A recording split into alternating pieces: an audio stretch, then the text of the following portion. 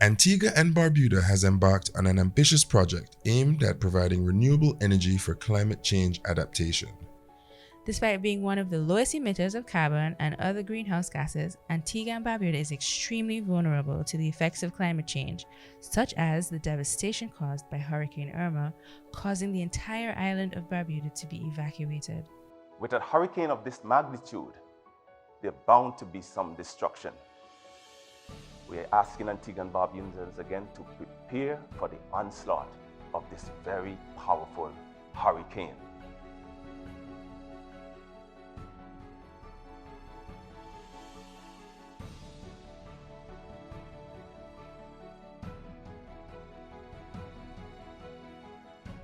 It has become increasingly important to plan for these events, and through the efforts of Component 3 of the Sustainable Pathways Protected Areas and Renewable Energy Project, Antigua and Barbuda will significantly improve its climate resiliency.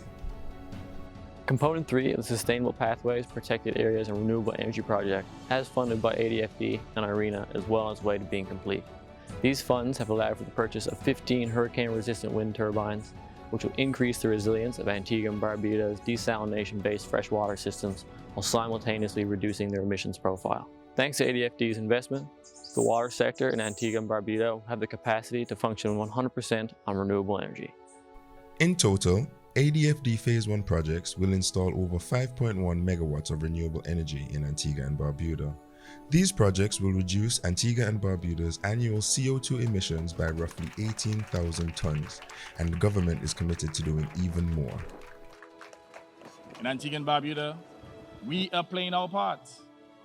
My government has banned the importation of single-use plastics and is actively transforming our marine environment into a plastic-free one.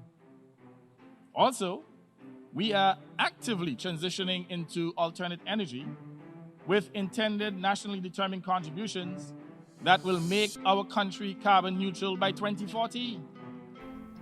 Since Phase 1's inception, the Department of Environment has gained valuable experience in renewable energy technologies, which has been incorporated into multiple ongoing projects, including the outfitting of community shelters and schools with solar PV systems, transitioning transportation to electric vehicles, and the outfitting of all government buildings with solar PV systems and energy storage. However, this is not the end. These projects aim to install 13.5 megawatts of wind energy, 5.6 megawatts of solar PV system, and 7 megawatt hours of energy storage.